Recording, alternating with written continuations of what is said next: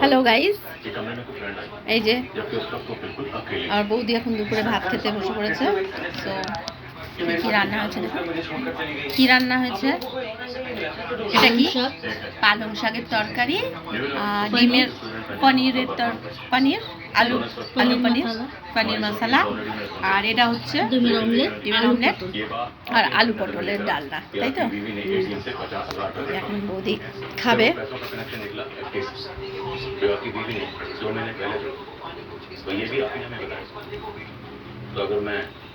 Frankly कहूँ तो मुझे लगता है कि सब कुछ किया कराया आपकी बीवी का है फांसी। नहीं इंस्पेक्टर नहीं, मुझे उसे ढूंढना ही है।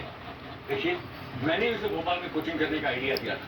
वो जो करना चाहती थी मैंने उसे करने दिया, पूरी फ्रीडम दी थी उसे, और वो भी कुछ भी बिना बताए नहीं करती। तो इसलिए ये बोलना बंद कीजिए कि वो अपनी मर्जी से मुझे छोड़कर चली गई। तो जरूर किसी प्रॉब्लम में हो सकता है कोई से ब्लैकमेल कर रहा हो।